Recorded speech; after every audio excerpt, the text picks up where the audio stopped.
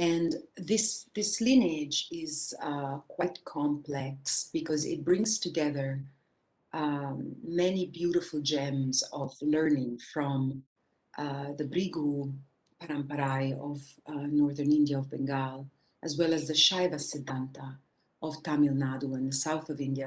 So there's in its own quality of teachings, it's inclusive to start, because we do have uh, two different paramparais that are bringing together the teachings of amazing life. Sorry, I'm trying to, I'm having a little bit of an issue here with this. 1 second, excuse me, everybody. Okay, pardon me.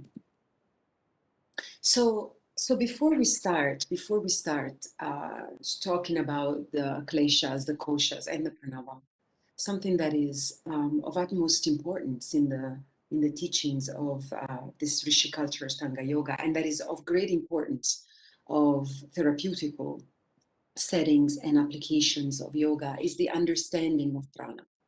Because prana is, as Swamiji, Dr.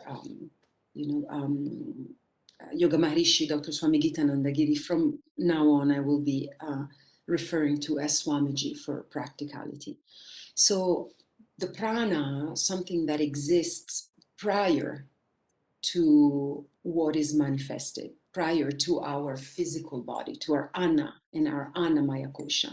So the prana is life, the life of life, the first manifestation of cosmic energy, the universal catalyst, universal creative power, divine mother energy. There are many ways to describe this energy, and this is very difficult to talk about sometimes in medical settings, because words such as energy or life force, even though we understand what they are, there's often a challenge in the translation of the spiritual concepts into a medical jargon. But this is the work that Swami Gitananda and now Dr. Ananda and all of us in our humble way, the mentors of this tradition, are sharing, because there must be now an integration of the medical, the therapeutical, the mental, the wisdom, the knowledge with the spiritual. Spirit is a word that comes from Latin, and it comes from the term breath. And that's where we have inspiration, expiration. And as Swamiji has mentioned in many of his writings and teachings, in a lot of different cultures around the world, breath is a synonym, or is an emblem of the spirit. Why? Because we come out of our mother's womb on an inhale, and when our umbilical cord is cut, of course, and then we expire on an out breath. There are two important systems that are autonomic in our physiological body, that the rishi and the guru have mastered: the circulatory system, of course, and the breathing system.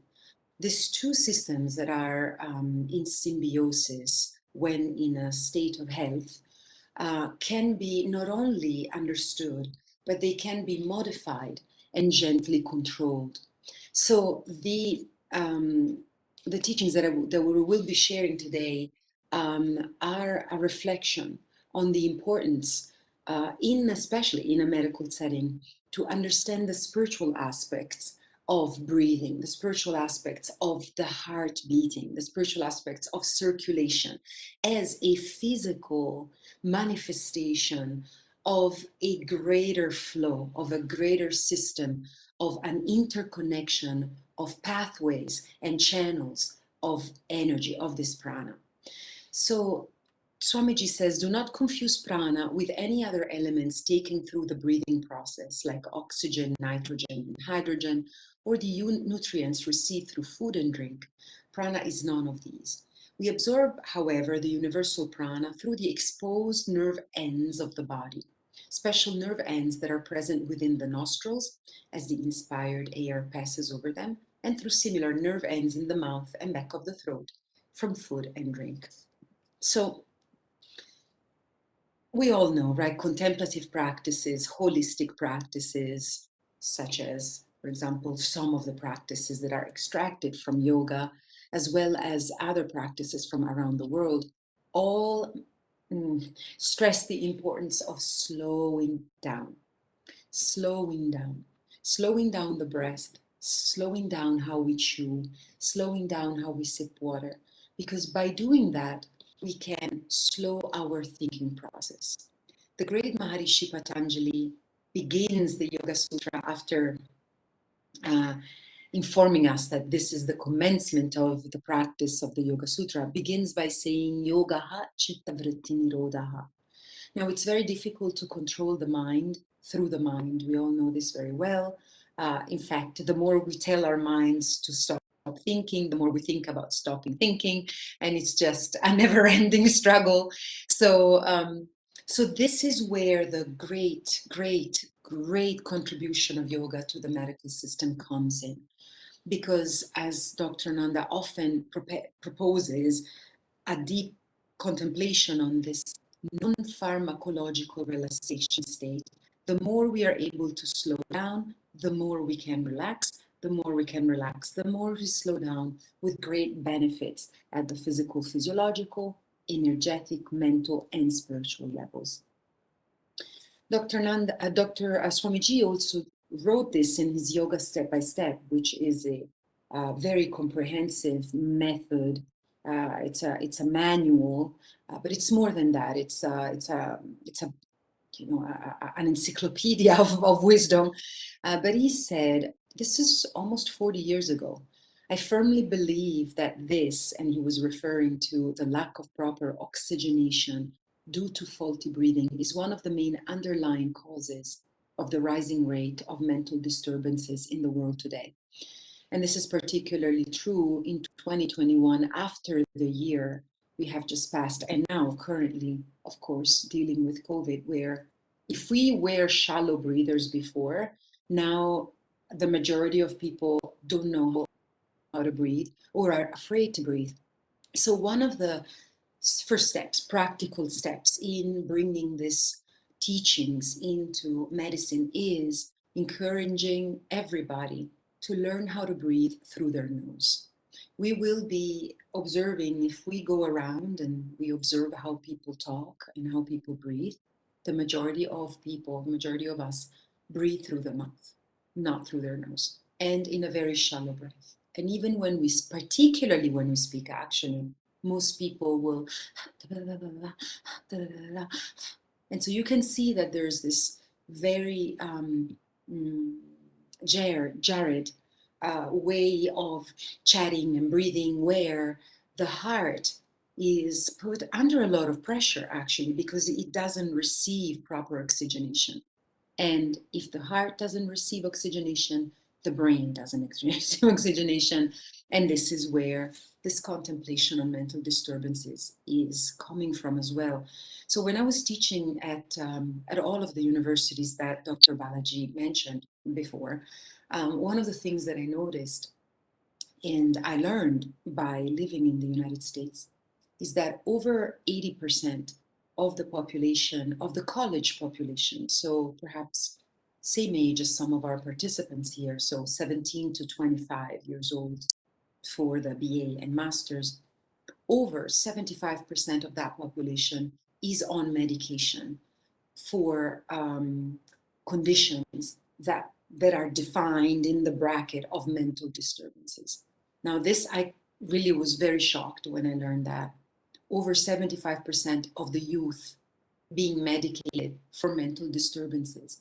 And while there are conditions that do require medication, and we are very grateful for allopathic medicine for helping so many, at the same time, yoga as prevention, yoga as a preventive measure truly can work miracles, especially when applied to the education and the care of the youth, but of course to the whole population in general. So health, this is, you're all in a medical setting, so I'm not teaching you what health is, but to bring it back to these teachings for today, health can be defined as a state of psychosomatic homeostasis, meaning that in the system of the koshas that we'll be looking at in a few minutes, we are taught that and guided to contemplate the truth. It's not just a fact, it's the truth that our mind field, our manomaya kosha, embraces and encapsulates in a very porous way our pranamaya kosha. And that encapsulates our annamaya kosha. So our mind, our psychic realm, so the mental, rational, and the psychic realm impacts our energy level, and where the mind goes, prana follows, right? So that ancient saying. And then, of course, that affects how our body functions. And however, because we have just mentioned that controlling the mind is such a challenge, the rishis that are very, very kind and generous gave us a set of physical practice, breathing practices, and mental concentration practices to go from the organic to the psychic. And this is truly, truly marvelous. Health and happiness are your birthright. And when I first read this quote, I didn't understand it. I was so far off in my understanding of health and happiness that I couldn't understand it. Not just because it was in English, I just couldn't understand that it's a birthright to be happy. It's a birthright to be healthy. It's a birthright.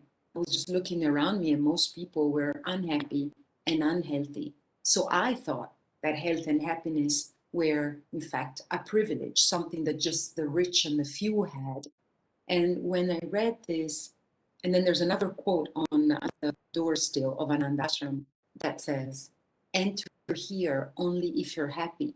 And when I came from the airport in Chennai to Kotakupam and Ananda Ashram, I looked at it. I looked at this quote, enter here only if you're happy. And I didn't enter for about 45 minutes. I was like, But what it means, this understanding that health is something that that it's in our hands, that it's in our hands. And so when we are healthy, we must cherish it. And when we are unhealthy, we must put in an effort. This is where this sentence also comes in, the self-effort for self-care. Especially when we're young, we're not truly thinking about health as a right, we're just healthy when we're blessed. But here is a conditioning truly of our mind to appreciate our health and take all of the necessary steps to be healthy ourselves first. And then in the case of you as yoga practitioners and medical doctors in training or medical doctors, the importance of sharing this information with others. So our rishis taught, let's go back to prana for a moment. Our rishis taught that prana is the cosmic glue which holds together the 5 bodies of men, the panchakosha.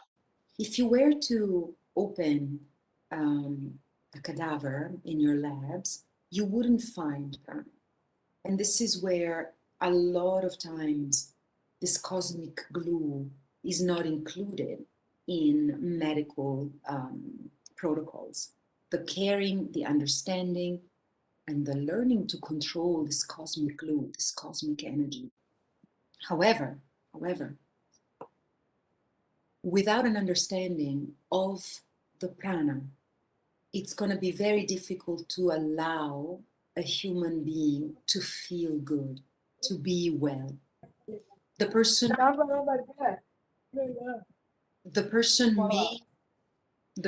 may have a fairly regular state of health. They may not have a particular condition, or they may be cured. I am hearing okay. And they may be cured from even a condition that you help them with, but they may not be well.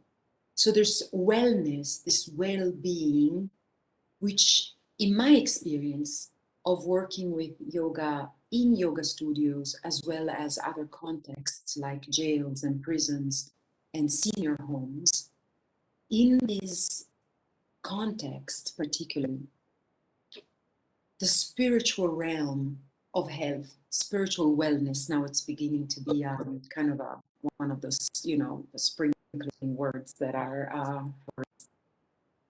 in the market. Spiritual wellness is beginning to be an important element of health. And so the World Health Organization even has, since 1984, included spiritual wellness as part of an optimal health state. Well, what is it then? Right? Because the teachings of yoga from the Veda through the Upanishads, the Ramayana, the Bhagavad Gita, the Yoga Sutra, the Hatha Yoga Pradipika, you name them, any one of them talks about this cosmic glue. And the cosmic glue of prana can be best felt and perceived. Sorry, I'm going to skip this and come back later. Can be best perceived through pranayama, because the word itself, right, it's refers to that. So pranayama, so being able to fully perceive first, refining the senses and perceive prana so that we can control it. And when I talk about control, I mean it in a very mindful way, not in a forceful way. And pranayama is how we can become aware of the power of this prana, of this cosmic glue, first by practicing it ourselves. First by practicing it ourselves.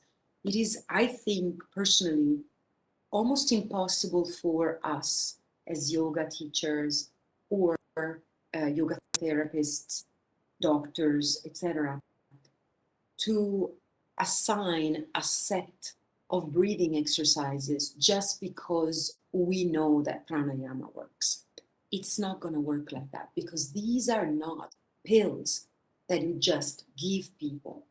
These are practices that if you haven't experienced them yourself, if you haven't trained properly with,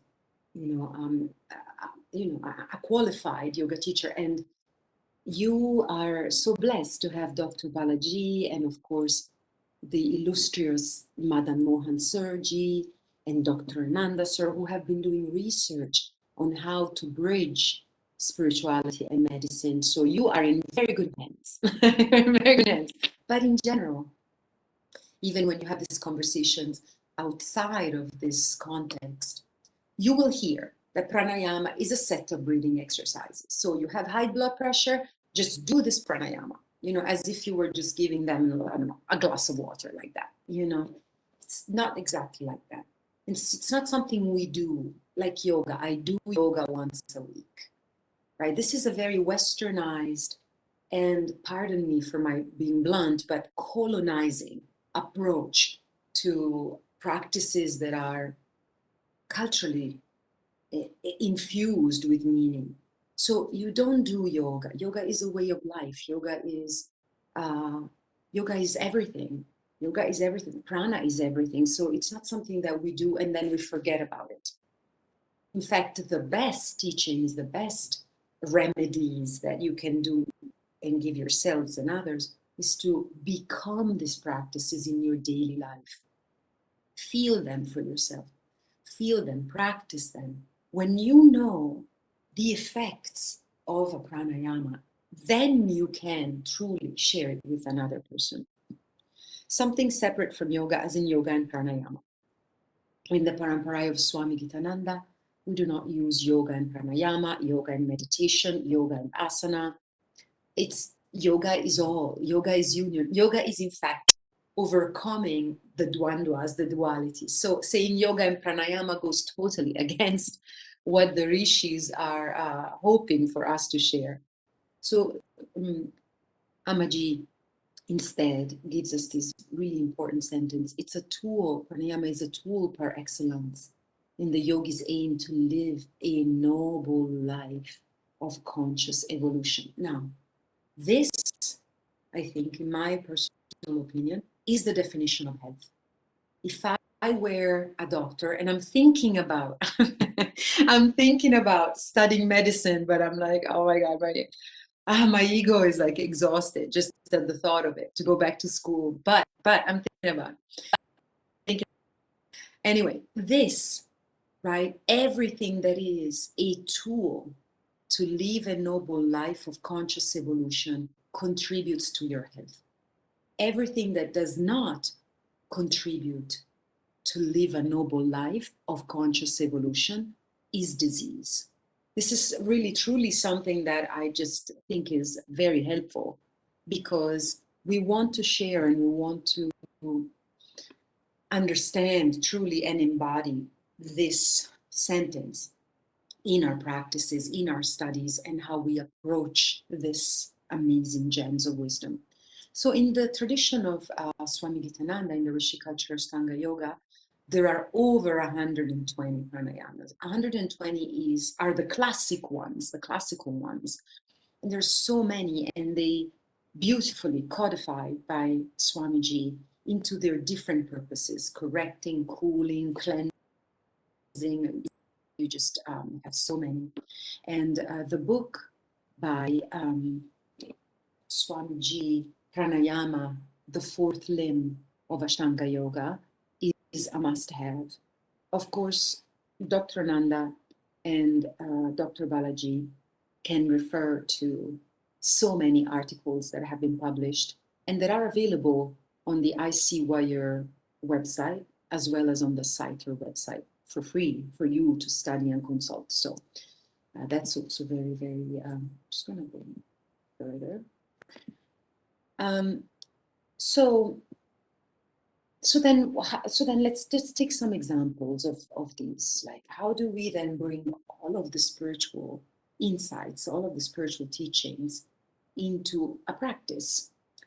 So the breathing center, as you know, being in a medical college, the breathing center of the medulla and the palms connect, right, with these two really, really, really important parts of our body. One is an organ, the heart, a miracle, a miraculous organ. And then the lungs, of course, with a full system of diaphragm and rib muscles. What's wonderful, of course, about these teachings is that the Rishi were able to codify a system that is testable, that is consistent, and that is, even though it's culturally specific, is also inclusive of every human being, because the tests that are done after a session of pranayama practices work. They work in any context, and they work across humanity, right? So that's pure science there. You know?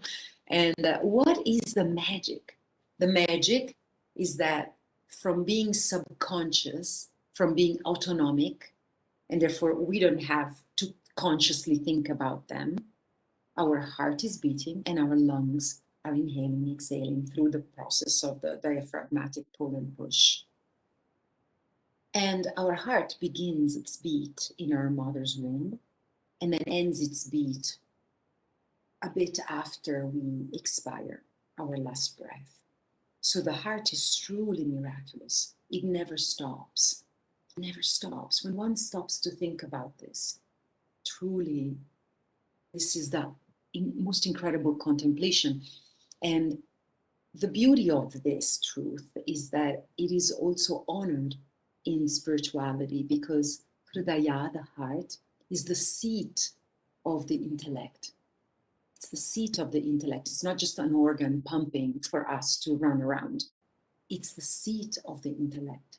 And it's the cave. There's a cave inside Anahata Chakra where the guru principle, the guru spirit resides right inside the heart, because it precedes our consciousness, right? The heart starts beating before we even come to life, and then it stops beating right after we lose consciousness in death.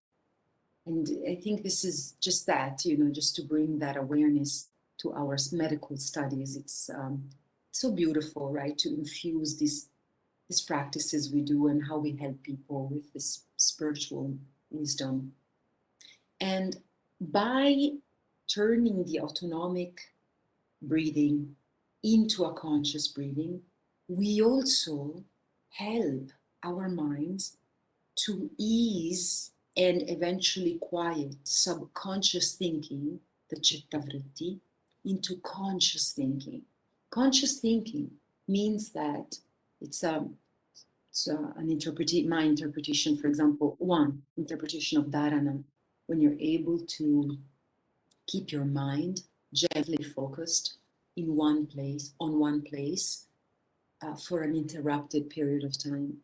Do you understand what it means, right? That you can think a thought consciously, and then when you want to stop thinking that thought, you stop, rather than having a million thoughts thinking you subconsciously and agitating all of your systems inside of you because of anxiety or depression or stress or fear of the future, regrets from the past. This constant agitation, the speed of the mind being so fast all the time, that of course people are suffering more and more of heart conditions.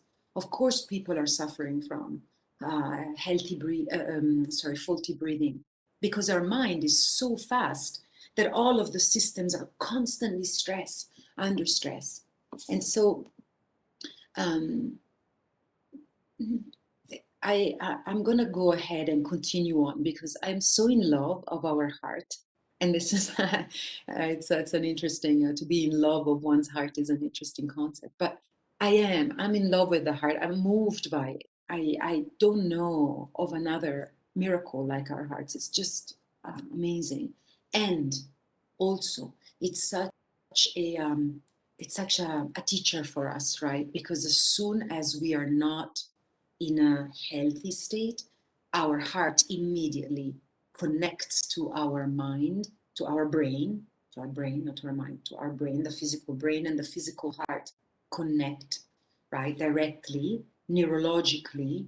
And so as soon as there's a problem in our systems, whether it's lack of oxygenation from faulty breathing or pollutants or viruses, or there's a profuse bleeding from accidents and all, the brain immediately receives a stimulation from our heart, and different types of hormones are released to our body so that we can keep alive as much as possible, or as long as possible. So when we then do these practices, and I'm going to check the time, excuse me. Okay. When we, in the Gitananda tradition, when we practice pranayama practices, so we bring them into the organic, physiological Annamaya Kosha, Pranamaya Kosha, and Manomaya Kosha realms, we begin with the physical. That's what I was mentioning before about going from the organic to the psychic, right, in the practice. Because our physical body, the anatomical body, needs to be quiet. It needs to be put into a place where it won't move. So when the body, the anatomical body, doesn't have prana in it, it's a cadaver. So there's no problem there. It's just all definitely not going to move. But because we are alive and there's prana in us and there's all these amazing flows of lymphatic, blood and all, we need to learn to first organize our Annamaya Kosha. Why does our Annamaya Kosha have such a struggle being still? Now, when I came to Tamil Nadu, I was so impressed by how the majority of people I met were able to sit still and to sit on the floor. All ages, from the fisherman village to these high ceremonies. And, I had never seen that before, right? Because in Italy, people do not sit on the ground. Never. We don't sit on the ground.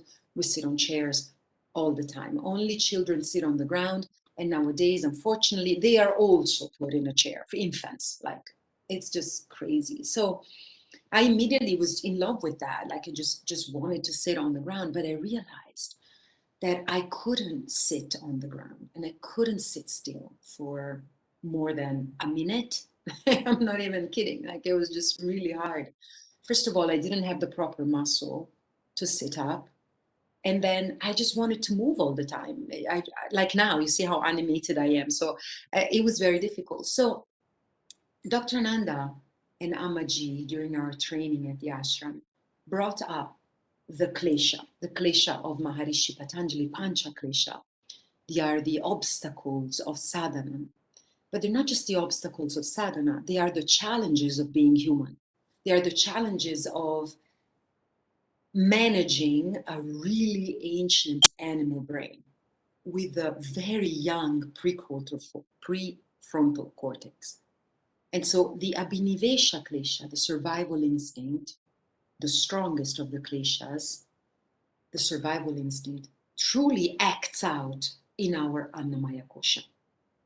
Because our physical body, which is an animal, we are animals, animals, our physical body does not want to be still. It wants to hunt, it wants to check out all the sensory explorations, it smells the pheromones, it wants to look at this, look at that, smell that. And so, particularly if you're animated like me and you love life like I do, then you're constantly distracted. So that's where the practice like Vajrasana, which is this beautiful posture here, very noble. Only human beings, only human animals can sit like this. Animals, there are no animals that can sit like this. And this should be an interesting reflection for us because other animals can go into the Nishpandasana, some animals can go in Shavasana, and then of course, you have Bhujangasana, all of the other asanas, a lot of animals can do them way better than us, way better than us. But Vajrasana, no. Vajrasana is a human posture, a human way of being, right? So Vajrasana is difficult. So if you are, because, you need to have healthy knees, you need to have a healthy back, you need to have supple joints at the feet. It looks simple. It's not. It's not.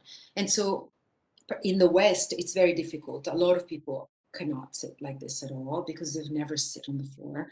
So when if you are working with people who can't sit, then you just let them sit on a chair, but invite them to have their buttocks at the edge of the chair with their legs down onto the floor so that their back can be up. And then, of course, the more advanced practices, we have a picture here of Dr. Nandaji in Padmasana, but then Sukhasana also, where the legs are down on the floor, is fine, as long as the torso is erect. Why? Because we want to make sure that the respiratory system is free from bending at the diaphragm.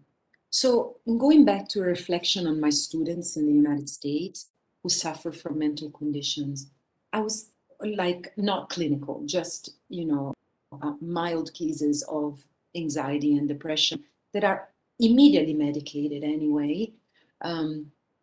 But so many of my students and so many of young people and us perhaps are constantly bending at the diaphragm with our hands on our cell phones and computers. So we have a very faulty breathing because our diaphragm is constantly constricted. So just sitting like that and breathing, relaxing is a health benefit right there. But of course, going a little bit deeper than that, the first of the teachings of Swami Gitananda in the Yoga Step by Step, the first teaching is Dirgha Pranayama, deep breathing, because most of us are shallow breathers. So Sukha Pranayama, the pleasant breath, is simple, but less is more. Less is more.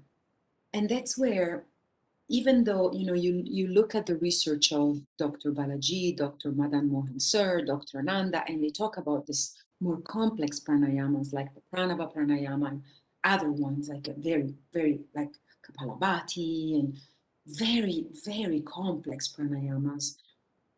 And one may want to jump to those immediately, right? However, the first step is the first step. So Sukha Pranayama is so helpful and so healthy for us. Why? Because it does provide us the building block of anything else, of everything else, sorry. So how does it work? Breathing deeply in and out. Okay, that's it. However, the in breath and the out breath are on equal counts. So I'm breathing in 4, breathing out 4. And then they are with the same air volume. So I take the maximum amount of air as inhale and I squeeze out the maximum amount of air on the out breath. So we're going to try this. Some questions about the in numbers.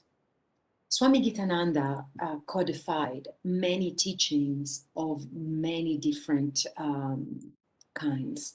And one of the many great contributions of Swamiji is Yantra, the science of number, name, and form. And Yantra looks at the quality of numbers, not just the quantity of the numbers. So when we talk about 4 by 4 or 6 by 6, meaning inhaling 4, exhaling 4, we are not only talking about, oh, one is shorter, one is longer, right? That's the quantity of a number. That's mathematics at the basic.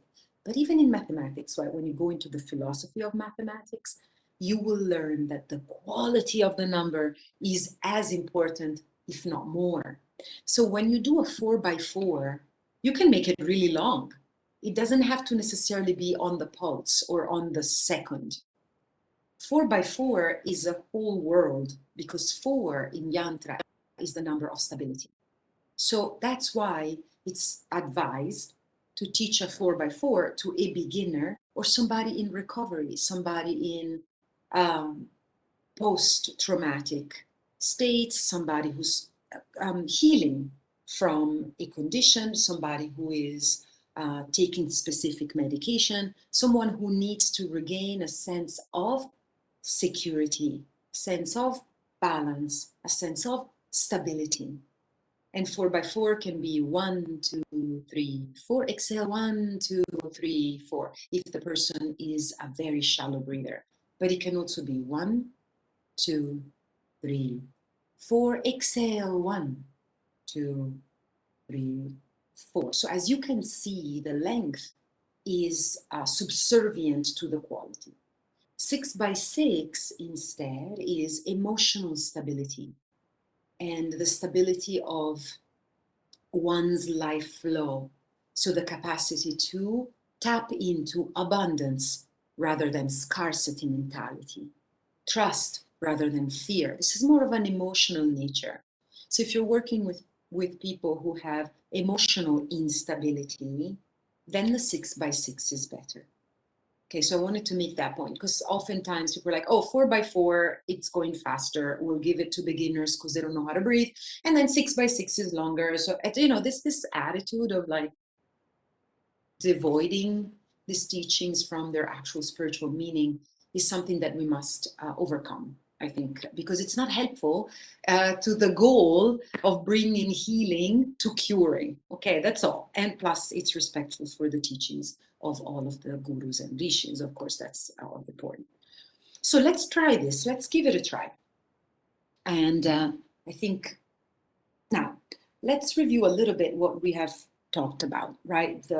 This koshas that we are enveloped in, the Annamaya kosha is our physical body.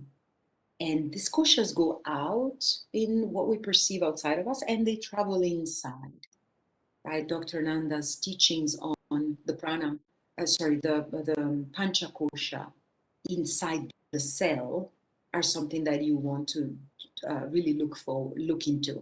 So I'm going to invite Dr. Balaji, please, to make a note to share with the participants the slides by Dr. Nanda that looks at there's a beautiful image as a diagram. I forgot to bring it into the slides, but of the panchakosha inside a cell.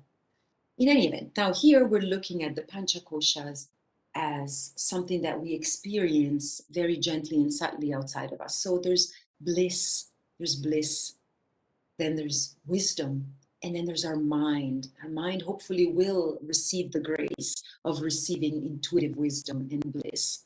But while it's in our control through effort, because those are grace, that's grace when you are able to open to those realms. But what we can do with effort is controlling mind, energy flow, and body. So put your body into a proper sitting posture if you aren't already, because I can't see you. so sit up. Even if you're sitting on a chair, sit up, bring your shoulders down and back, very gently roll your head a few times, and you may twist the body to the side a bit, just very gently. Just do good. Shake your head. I shake your mouth. Good job.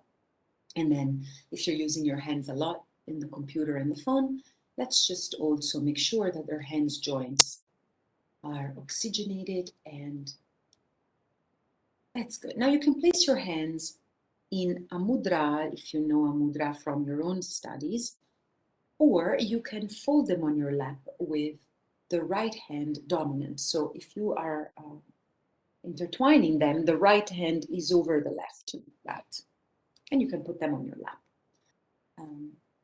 That's fine, or put the palms of the hands on your thighs. And now here we are then in a relative control of the Annamaya Kosha, of this Abhinivesha Klesha. And we start to breathe in slowly in and out through the nose, always if possible.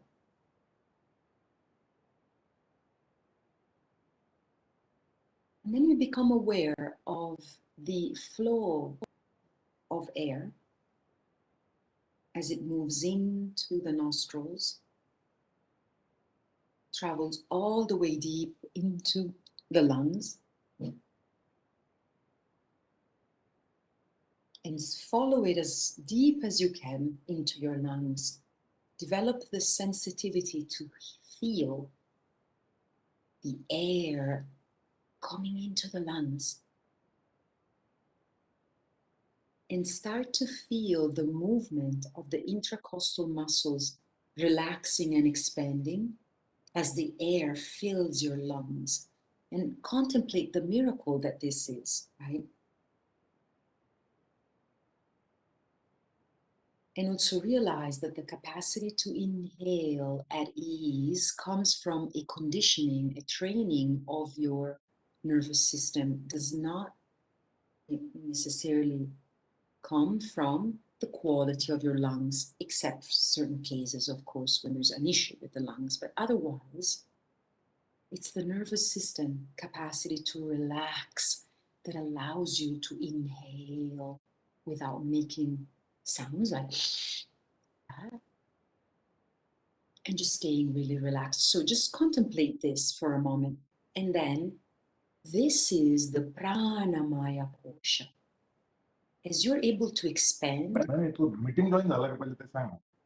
as you're able to expand more and then exhale, this wave, this flow is truly a good teaching for prana and pranamaya kosha, right? We can really learn from our breathing process how prana flows. And in the klesha correspondence, this is the raga and dvesha of the kleshas. Attraction, repulsion, which can be an obstacle in our sadhana, of course. But if it's kept under control, can allow us to enjoy life without being enslaved by desire. And the breath is how we can truly learn that. I'm not breathing in to grab life, and I'm not exhaling to detest life. I'm just going into this flow of inhaling, exhaling, witnessing without attachment. This is quite a teaching right here. And then the mind and the manomaya kosha. And this klesha correspondence is the asmita and avidya, the overimportance placed on my ego, me, and the separation of me and others. But once I am able to calm the mind, like now with this breath, I am more able to manifest the consciousness that all is one, which is yoga. But if I'm not calm, and if I don't go through the steps of calming the body, calming the breath, calming the prana flows, it's going to be very difficult to have this mental realization. It's just gonna remain irrational thinking. Okay, so let's practice this. We'll do 6 rounds of breathing in 6, breathing out 6, simply like that. Okay, breathe out to prepare. Breathing in 1, 2, 3, 4, 5, 6. Exhale 1, 2, 3, 4, 6. Inhale,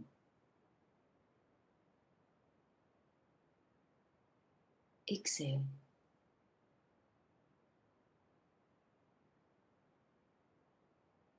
inhale,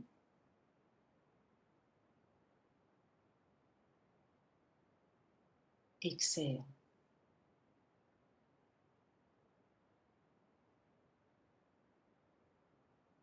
inhale,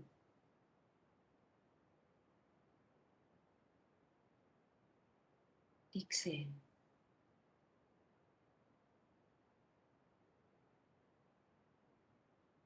inhale,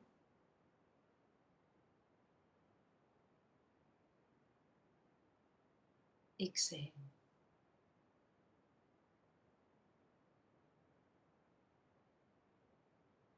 Inhale,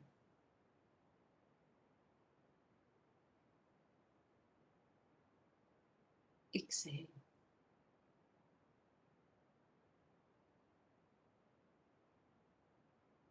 Good, and relax for a moment and just observe. Just witness yourself, witness your body, emotions, and mind.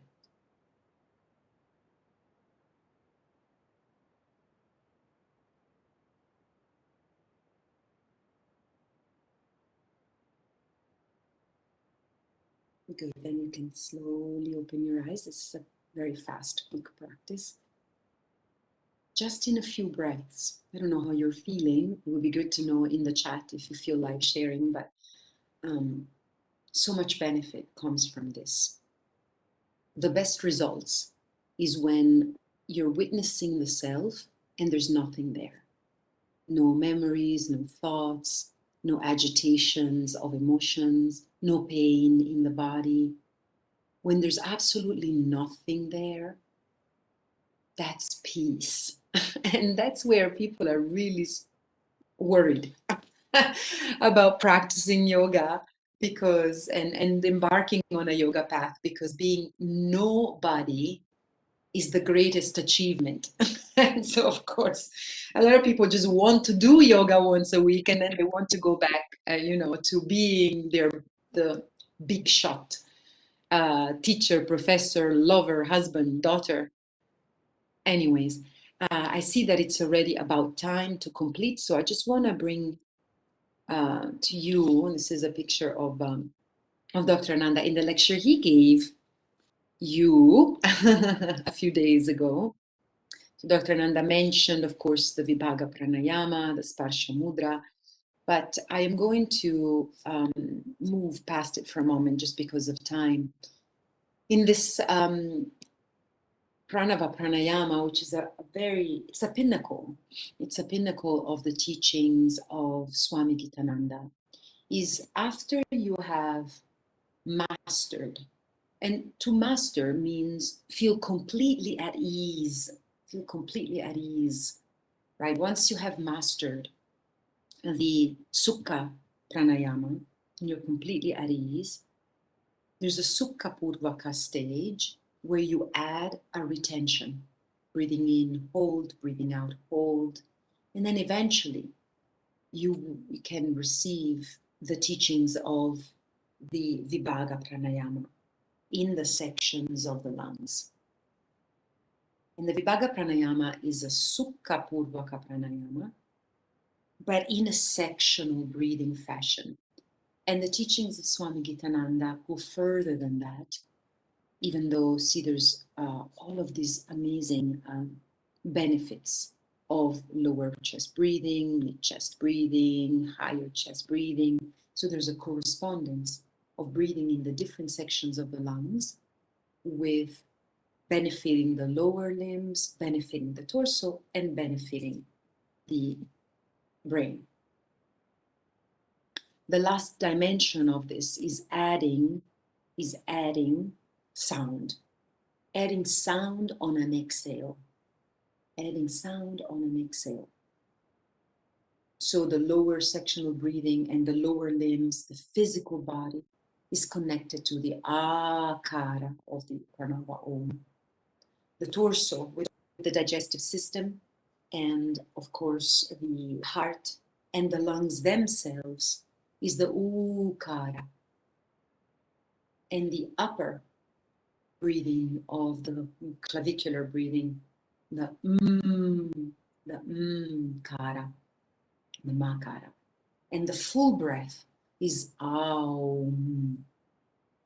And so there's a complete union here of the physical, physiological benefits of using pranayamas that have nasal sounds. Brahmari is another one, of course, but Om, Pranava Om is inclusive of all other sounds, because Om is a sound, is a secret mantra, and it contains all of the sounds of the Sanskrit alphabet, and therefore all of the sounds that there are, truly. So there's, a combination of medical, physical, physiological benefits with a spiritual wellness, spiritual well-being that so many people today need. People need to find a connection with something greater. People need to find meaning in grief. People need to find connection, where over 80% of the adult population around the world suffers from solitude-related symptoms like depression and anxiety. And so this is where we have, this is going to have to be a different talk, but this is me inside Cook County Jail in Chicago, bringing these teachings to the inside students, inside this massive jail in the south side of Chicago. So these teachings, when we have understood them by practicing them, and this is what I think is really truly important, just practice, practice, practice, and only share what you know by practice, because otherwise it won't be as effective. If you don't know how they feel, it won't be as effective. If as if you were a singer, but you didn't know how to sing and you wanted to teach another person how to sing, I mean, you wouldn't do that. Or you were a piano player, but you don't know how to play the piano and you want to teach another person how to play the piano, you wouldn't do that. But with yoga, somehow we think that if we just read it or practice it 5 minutes, we can just give the teachings like that. It's not possible to do that. So with that, I'm mindful that my time is pretty much it. So thank you so much. This is where you can find more information about my work and my research. And of course, for all of the teachings that come from the Paramparai, you can absolutely connect with Dr. Balaji, Dr. Madan Mohan Sir, and Dr. Anandaji, sir, from whom I have actually learned directly. So you may go to them directly, of course. But if you're interested in the experience of sharing these teachings in Italy or the United States, you're more than welcome to contact me. So with that, I'm going to see how I can interrupt the sharing. Did I do that already, Dr. Bala? No. Wait. Oh, here we go. Okay. There we go. Ah, done.